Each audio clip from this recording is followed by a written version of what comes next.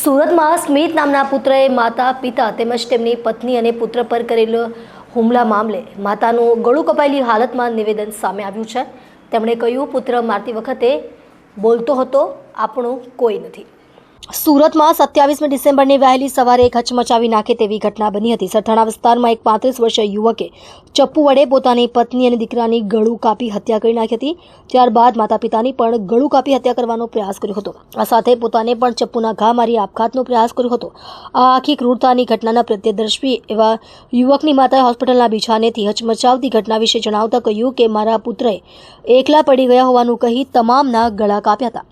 માતાએ ગળું કપાયેલી હાલતમાં દીકરા સ્મિત ચિયાણીની ક્રૂરતા અંગે જણાવ્યું હતું કે હું એકલો છું એટલે મગજમાં ટેન્શન ભરાઈ ગયું છે। હું એકલો છું, હું એકલો રહી ગયો છું। સ્મિત કયા કરતો હતો, મારા જેઠનું અવસાન થયું હતું। 5 દિવસથી અમે તેમના ઘરે બેસવા જતા હતા। જોકે મારા જેઠના દીકરાએ કહી દીધું કે હવે તમે અમારા ઘરે નહીં આવતા। મારા જેઠ અને મારા પતિ બંને હીરાનું સાથે કામકાજ કરતા હતા, જેને લઈને બંને વચ્ચે મનદુખ થઈ ગયું હતું।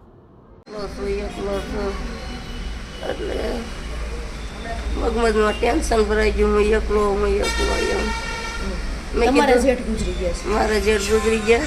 ક્યાં ગુજરી ગયા છે? તો અમે 5 દી લગી ગયા એની ઘેરે।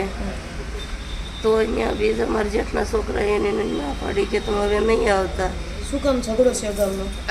એ ઝઘડો બે ભાઈ કામે ઓફ થઈ ગયા ને મારા જેઠ ને બે મારા ઘરવાળા બે કામે જતા। એને અંદર બંદૂક છે બે ભાઈઓની? બંદૂક છે, પૈસા લઈને દે હીરાનું કરતા નહીં। અને આ માયરું ત્યારે સ્મિત શું બોલતો હતો? એને કાંઈ અમે સોતેલા ઉઠ્યા તરત કાંઈ બોલવા નહોતો કાંઈ। તમે સૂતા હતા? સૂતા હતા। તમે એવું કીધું કે આ ના કર, આવું શું કામ કરસ? ભાનમાં આવ્યા પછી જાગી ગયા પછી?